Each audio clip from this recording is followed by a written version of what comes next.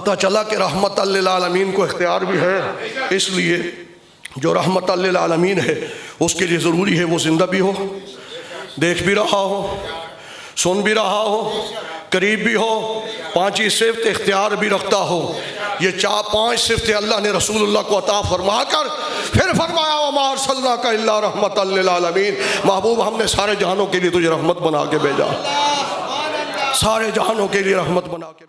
एक हदीस सही बुखारी में मौजूद है, आगे जो हिस्सा है अल्लामा खरपोदी ने कसीदा बुर्दा शरीफ की शरह में लिखा है। कहते हैं कि अबू जाल जो था ना, इसने हुजूर की बड़ी दुश्मनी की। जब दुश्मनी की ना तो नबी करीम सल्लल्लाहु अलैहि वसल्लम की दुश्मनी में इसने कोई कसर नहीं छोड़ी, हर जुल्म हुजूर के साथ इस जालिम ने किया, लानती ने। तो एक दिन इसने कहा लोगों से कि तुम मोहम्मद रसूलुल्लाह के करीब भी ना जाया करो, वो नऊज़ बिल्लाह मिन ज़ालिक, नकले कुफर कुफर नबाशत, वो जादूगर है। लेकिन कुछ लोग उसकी बात भी नहीं मानते थे, उन्हें पता था ये लाइन झूठा है। वो उसको पता चला कि यमन का बादशाह हबीब आ रहा है यमन से, उसे पता था उस वक्त मक्के में बड़ी भूख होती थी, यमन का बादशाह यमन से जो है वो आटे की और अनाज की बोरियां लेके आता था और आकर मक्के में लंगर चलाता था, सारे मक्के वाले भूखों को खिलाया करता था। उसे पता है कि ये मक्के वाले यमन के बादशाह की बड़ी इज्जत करते हैं, इज्जत की निगाह से देखते हैं।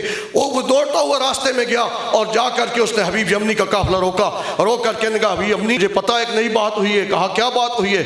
कहा वो जो अब्दुल्ला का दुरे यतीम है ना, उन्होंने कहा इन्नी रसूलुल्लाह, मैं अल्लाह का रसूल हूँ। हबीब यमनी ने कहा तू हट जा आगे, मैं खुद जाके बात करता हूँ। जब गया पीछे अबू जाल भी हुजूर के पास गए, हुजूर जबले अबू कुबैस पे खड़े थे। ये बैतुल्लाह शरीफ की जो साइड है ना, बाब फतह के इस तरफ जो है ना, वो बादशाहों का जो महल है वो जबले अबू कुबैस पे बना हुआ है, उस जगह हुजूर खड़े हुए और सारे मक्के वाले भी उधर इकट्ठे हो गए। उस वक्त अबू जाल कहने लगा कि ए मोहम्मद, अगर आप सच्चे अल्लाह के रसूल हैं तो जमीन पर आप जादू करते हैं, आसमानों पर जादू किसी का नहीं चलता, आप उस चमकते हुए चांद को नीचे करें, नीचे बुलाए, आपके पास चांद आ जाए, हम मान लेंगे। मेरे करीम आका ने फरमाया तू सिमटी काफिर है, तू नहीं मानेगा, तू नहीं मानेगा। लेकिन हबीब यमनी पास खड़ा था। जब हुजूर ने यमनी को देखा, हुजूर उसके दिल की कैफियत से वाकिफ हो गए। आपने इशारा किया, चांद दो टुकड़े होकर कदमों में गिर गया। कहने लगा नाउज़ बिल्लाह मिन ज़ालिक, ये मोहम्मद बड़े जादूगर हैं, इनका जादू फकत जमीनों पर नहीं आसमानों पर भी चलता है। इक़्तरबतिस साअ वंशक़्क़ल क़मर, कुरान में भी ये वाक़या मौजूद है। अब उसने लोगों से शोर शुरू कर दिया कि इनका जादू नाउज़ बिल्लाह आसमानों पर चल गया है। फिर आगे होकर कहने लगा ये तो चांद हो सकता है साथी तौर पर गिर गया हो, आप इसको जोड़ सकते हैं? हुजूर ने फरमाया जो तोड़ सकता है वो जोड़ भी सकता है। मेरे करीम आका ने फिर उंगली उठाई, चांद दोनों टुकड़े एक उधर से पहाड़ से उठा, जुड़ गया। जब जुड़ गया ना, अबू जाल फ़ाबोतल्लज़ी कफ़र दफ़ा हो गया। हबीब यमनी पास खड़ा है, सकता तारी हो गया है, बोल नहीं सकता। कहने लगा आका करीम इजाज़त हो तो एक छोटी सी बात करना चाहता हूँ। कहा आप करो। कहा मैंने तो देख लिया चांद के दो टुकड़े, मैं तो आपको देखा, आप बड़े सोने हैं, मैं तो उसी वक्त आपको मान गया था, लेकिन मैं यमन में जाऊँगा तो अपनी कौम को क्या निशानी दिखाऊँगा? मेरे करीम आका ने फरमाया निशानी चाहिए? हाँ यार रसूलल्लाह निशानी चाहिए। फरमाया तेरी एक बेटी है, घर में अपाज है, हाथों से टुंडी है, टांगों से मुंडी है, कानों से बेरी है, आंखों से अंधी है, जबान से गूंगी है। बिल्कुल या रसूलल्लाह इसी तरह। फरमाया आज तक किसी तबीब ने उसका इलाज नहीं किया। बिल्कुल या रसूलल्लाह इसी तरह। वो लाइलाज घर में पड़ी है। फरमाया हबीब यमनी जा, हमने अल्लाह के इख्तियार से, अल्लाह के इज़्ज़त से उसको ठीक कर दिया। हबीब यमनी घोड़े के ऊपर सवार होकर घोड़ा दौड़ा दिया। अबू जाल रोकने की कोशिश की, फरमाया दफा हो जा, हट जा आगे से। दौड़ाता रहा घोड़ा कि मैं जल्दी पहुंचता हूँ, या रसूलुल्लाह की दुआ पहले पहुंचती है। जब घर गए ना, दरवाज़ा खटखटाया तो अंदर से आवाज़, बड़ी प्यारी खूबसूरत सी आवाज़, कौन है? कहा मेरे घर में तो ऐसी खूबसूरत आवाज़ वाला कोई नहीं, लगता है रसूलुल्लाह की दुआ पहुंच गई है। हैं जी?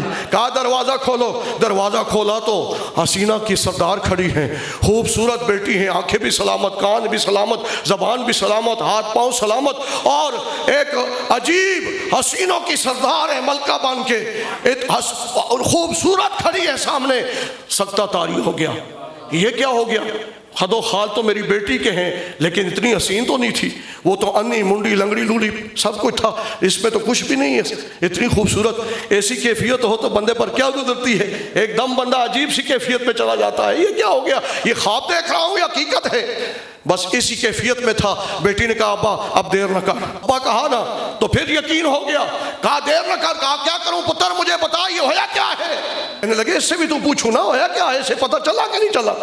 जब पूछा होया क्या है, अल्लामा खरपोती फरमाते हैं उस बच्ची ने जो कहा, अहमद यार खान नईमी गुजराती रहमतुल्लाह अलैह ने लिखा, फरमाते हैं उस बच्ची ने कहा अबू एक माह मदन, मदीने का चांद, एक माह मदन, गोरा सा बदन, नीची नजरें कल की खबरें, या नीची नजरें कुल की खबरें, दिखा के फबन, मुखचंद बदर वाली फबन, मुखचंद बदर शाशानी है, मथे चमके लाट नुरानी, काली जुल्फ़ अख मस्तानी है महमूर अखीन।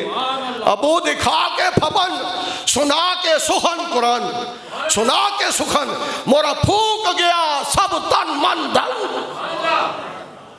दिखा के मुखड़ा वो जो चल दिए, दिल उनके साथ रवा हुआ। अबू जब वो आके अपना सोना मुखड़ा वदोहा का दिखा के चले गए, मेरा दिल भी साथ ले गए। बेटा क्या करूं, अबू इस तख्ते सिकंदरी पे और यमन की बादशाह पे थूक मारो और चलो मुझे भी लेके चलो, मक्के में चलते हैं। बेटा क्या करेंगे, कहा मक्के की गलियों में झाड़ू दिया करूं, मोहम्मद को देखा करूं।